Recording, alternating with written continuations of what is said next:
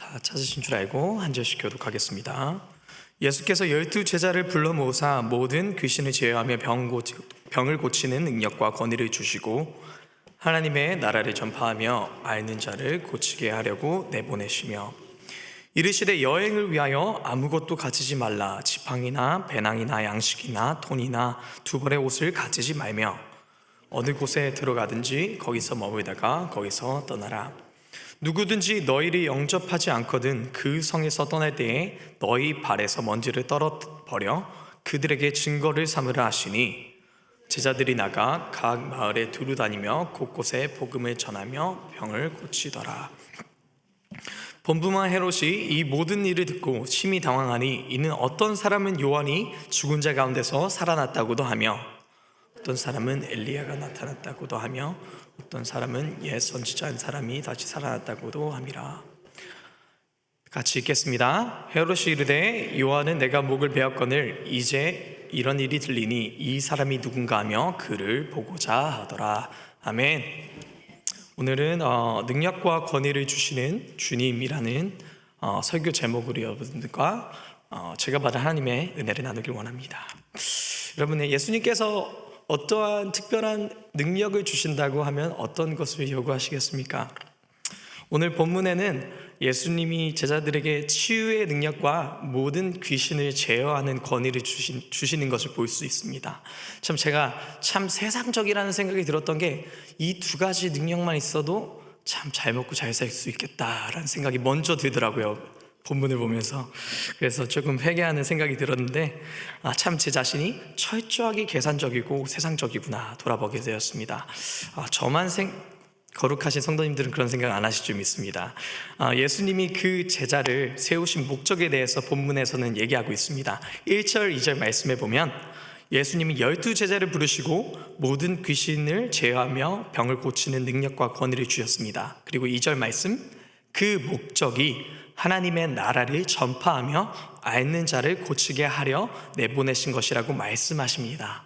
이게 더 분명히 쓰여져 있는 것은 마가복음의 말씀인데 마가복음 3장 14절 15절 말씀을 보면 이에 12를 세우셨으니 이는 자기와 함께 있게 하시고 또 보내사 전도도 하며 귀신을 내쫓는 권능도 가지게 하려 하심이로라.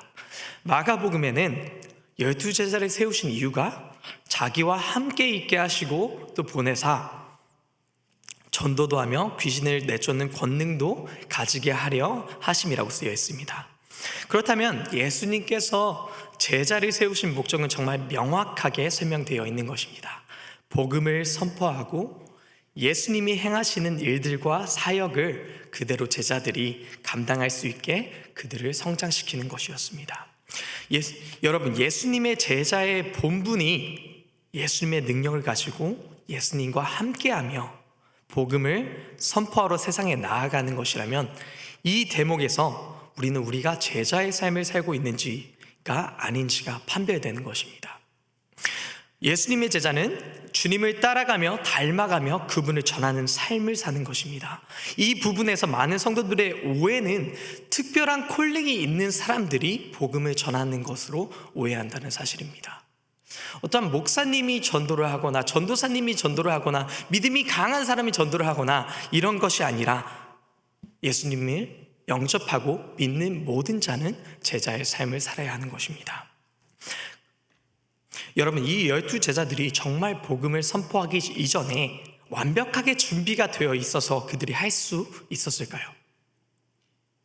아니겠죠.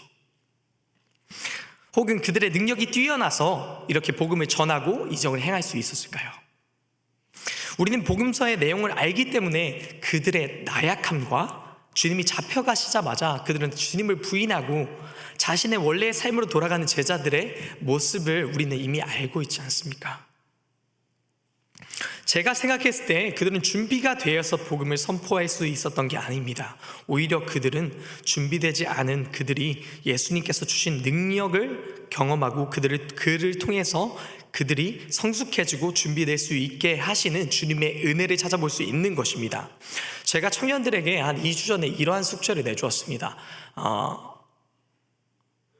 직장이나 주위나 이웃이나 가서 한번 예수님에 대해서 이야기를 해보아라.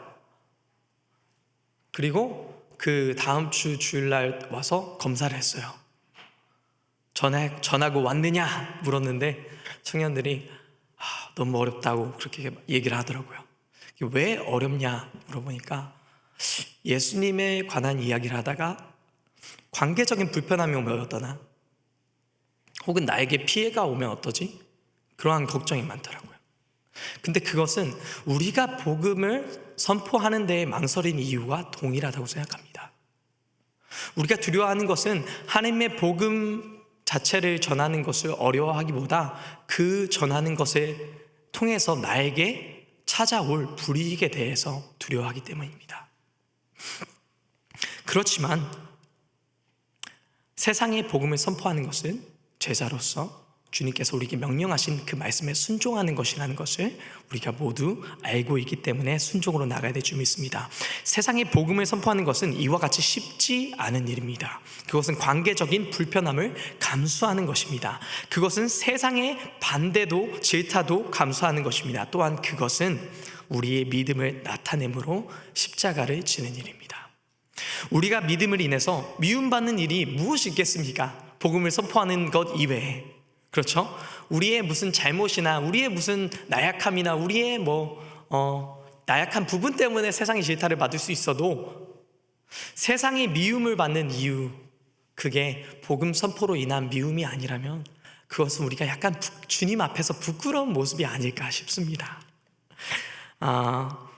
요한복음 15장 19절 말씀에 이렇게 쓰여 있죠. 너희가 세상에 속하였으면 세상이 자기의 것을 사랑할 것이나 너희는 세상에 속한 자가 아니요 도리어 내가 너희를 세상에서 택하였기 때문에 세상이 너희를 미워하느니라. 이 말씀 보면은 우리는 세상에 조금 미움을 받아야 되는 거예요. 세상이 너무 우리를 환대하고 너무나 좋아하면은 그것도 참 기분은 좋겠지만 우리의 믿음으로서는 별로 좋은 것이 아닌 것 같습니다. 우리가 믿음을 선포함으로써 우리가 겪어야 되는 불이익도 기쁘게 감수하고 주님께서 십자가를 지셨을 때 얼마나 고통스러워 했었는지, 얼마나 고난을 많이 겪으셨는지 우리가 그것을 생각할 수 있는 것은 세상의 미움을 받았을 때에서야 비로소 우리가 주님의 그 아픔과 십자가에 공감할 수 있게 되는 것 같습니다.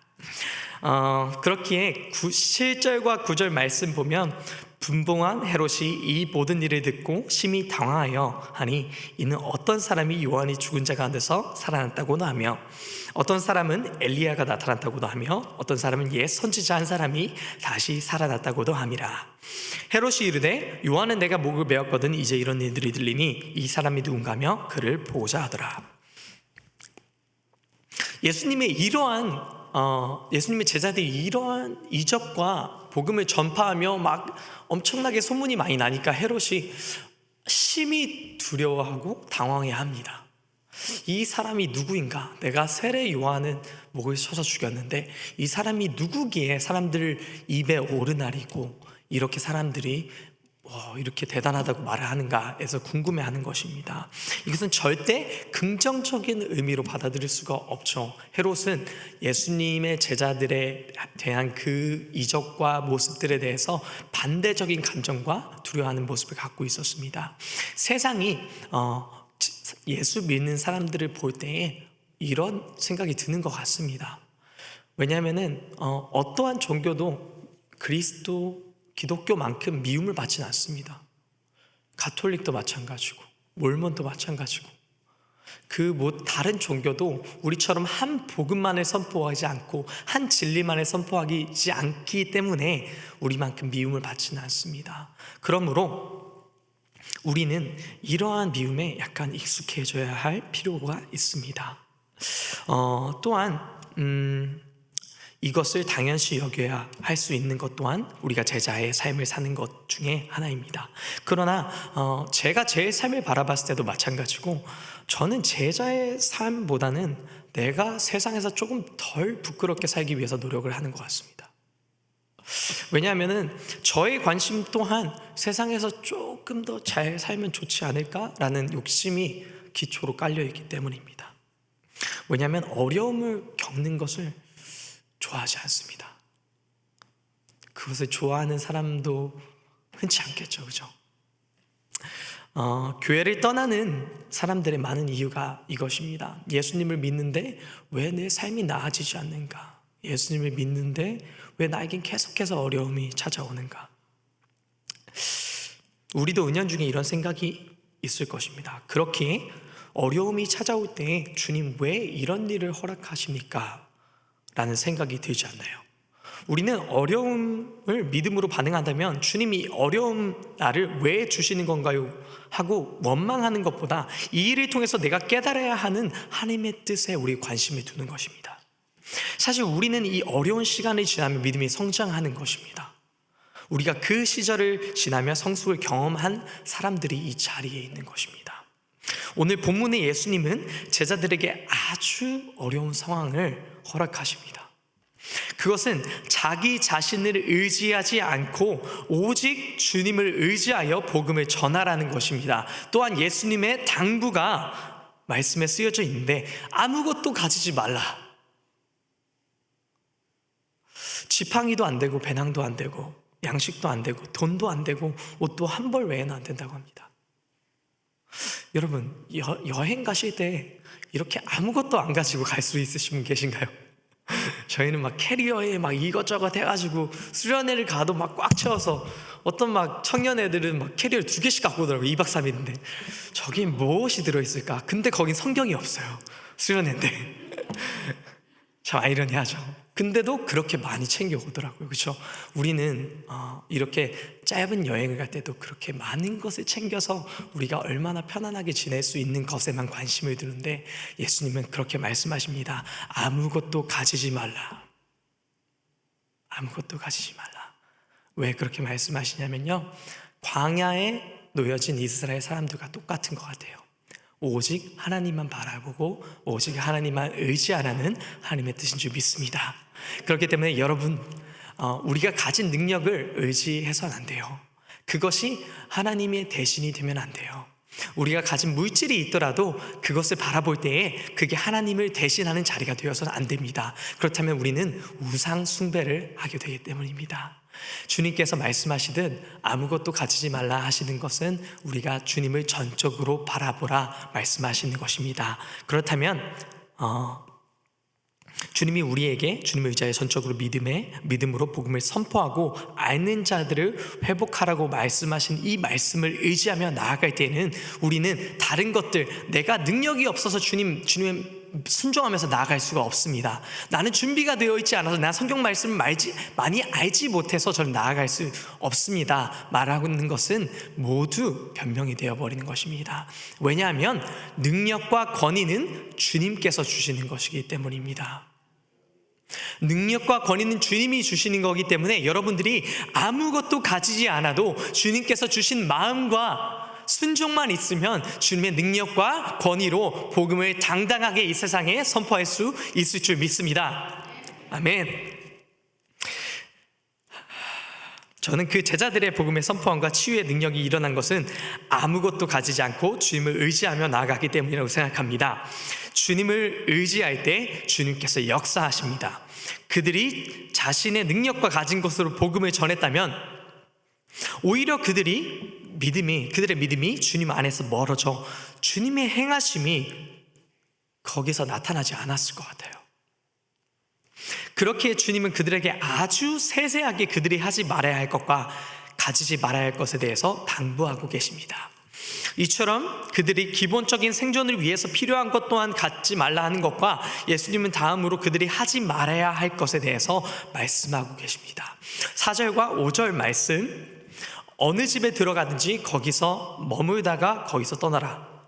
누구든지 너희를 영접하지 아니하거든 그 성을 떠날 때에 너희 발에서 먼지를 떨어뜨려 그들에게 증거를 삼으라 하시니. 약간 저는 4절 말씀 볼 때 이게 아리송했어요. 머물다가 떠나라는 게 무슨 뜻일까? 어느 집에 들어가든지 머물다가 거기서 떠나라는 것입니다. 언뜻 생각해 보면은 뭐지라는 생각이 드는데, 머물다가 떠나는 것이 너무 당연한 것 아닌가 싶지만 여기에 담겨 있는 주님의 뜻은 이렇습니다. 누가복음 10장에 보면 예수님이 70인을 세우시고 그들에게 동일한 사명 그리고 동일한 말씀 등의 동일한 명령을 주십니다. 10장 7절 말씀 보면 그 집에 유하며 주는 것을 먹고 마시라. 일꾼이 그 삭을 받는 것이 마땅하니라. 이 집에서 저 집으로 옮기지 말라. 가는 그 집에서 주는 것을 먹고 마시며 그들이 원하는 집에 가는 것이 아닌 복음의 메시지를 듣고 영접하는 그들의 집에 거하라는 것입니다. 이는 나의 편함과 편의가 있는 곳에 내가 유숙하는 것이 아닌 복음의 메시지가 필요한 곳에 나의 불편함이 있더라도 마음대로 그곳에 떠나지 않으며 충실히 복음을 선포하라는 것입니다. 또한 영접하지 않는 그곳에서는 발에서 먼지를 떨어버려 그들에게 증거를 삼으라 말씀하십니다. 우리 아시다시피 중동 지방에는 사막과 광야가 많아 먼지와 모래가 엄청나게 많았습니다. 이 먼지를 떨어뜨리는 행위는 당시 유대인들의 오랜 관습인 것을 우리는 알고 있습니다. 이 먼지를 떨어뜨리는 행위, 그것은 이방 땅에서 발에서 먼지를 털고 다시 유대인 땅, 예루살렘 땅으로 들어가기 전에 그 더러워진 것들을 깨끗이 하는 그런 관습이었습니다. 주님은 이러한 것을 행하라고 말씀하시는 이유가 복음을 전했을 때 받지 않는 그들의 증거로 삼기 위함이라고 말씀하고 계십니다. 이것은 그들이 복음을 전했을 때 충분히 그 복음이 거절당할 수 있다는 것을 주님 말씀하고 계신 것입니다. 그들이 낙심하실 것 또한 예수님께서 알고 계셨습니다. 그러니 여러분, 제자의 삶을 살아야 하는 우리 또한 예수님의 지상 명령을 잊지 않아야 합니다. 많은 인생의 부분에서 우리에게는 낙심이 찾아옵니다. 주님의 일을 하면서도 아니요, 주님의 일을 하면서 더욱 시험을 받게 됩니다. 그러나 우리가 주님을 끝까지 붙잡고 나아갈 수 있는 믿음은 주님의 말씀에 순종할 때에 주님의 능력과 권위가 우리에게 주어지는 것입니다. 요한복음 14장 12절 말씀에 보면 내가 진실로 진실로 너희에게 이르노니 나를 믿는 자는 내가 하는 일을 그도 할 것이요 또한 그보다 큰 일도 하리니 이는 내가 아버지께로 감이라.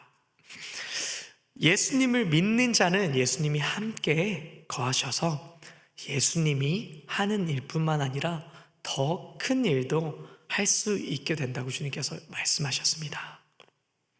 그리고 16절 말씀, 내가 아버지께 구하겠느니 그가 또 다른 보혜사를 너희에게 주사 영원토록 너희와 함께 있게 하리니. 그리고 또한 마태복음 28장 20절, 볼지어다 내가 세상 끝날까지 너희와 항상 함께 있으리라 하시니라. 우리와 세상 끝날까지 함께 하실 예수님은요, 우리에게 능력과 권위를 우리에게 임의도 허락하여 주셨습니다. 하지만 우리는 우리의 불신앙으로 우리의 능력을 의심하는 것이 아니라 우리 안에서 역사하실 예수님의 능력을 의심합니다. 나는 할 수 없어 라는 것은 내 안에 있는 주님께서 할 수 없어 라고 고백하는 것입니다. 예수님의 능력을 의심함으로 복음을 떳떳하게 선포하지 못하는 우리 자신을 돌아봅니다. 사랑하는 성도님들, 제자들도 참 연약했습니다. 우리와 크게 다르지 않았습니다. 어려움이 찾아올 때 주님을 배반하기도 하고 주님의 뜻을 이해하지 못해서 주님께 꾸짖음도 받기도 하며, 하지만 주님과의 관계를 놓지 않고 그 안에서 주님을 따라가고 닮아가게 되었습니다. 우리 또한 주님의 말씀에 순종하며 나아갈 때에 주님께서 분명하게 우리에게 그분의 능력과 권위를 보게 하실 것입니다. 그렇게 우리는 우리를 지켜줄 지팡이도 입을 옷도 배낭도 양식도 필요가 없습니다. 우리가 의지하고 바라봐야 하는 분은 오직 예수 그리스도, 그의 영광스러운 십자가와 그의 역사하심을 기대어 나아가는 것이기 때문입니다. 그렇게 우린 그 자랑스러운 십자가를 선포하며 나아갈 수 있기를 소망합니다. 우리의 일상에서, 직장에서, 어디서나 주님의 복음이 부끄러운 것처럼 살아가면 우리가 어찌 제자라 칭함을 받을 수 있겠습니까? 우리 채트넴 교회 공동체는 주님께서 주신 십자가의 능력, 복음의 권위를 가지고 천국을 전파하며 주님의 말씀에 즉각적으로 순종하는 교회가 될 수 있기를 간절히 기도합니다. 아멘. 우리 마지막에 찬양했던 그 찬양 우리 같이 찬양하면서 한번 부르시고 우리 기도로 주님 앞에 나아가겠습니다.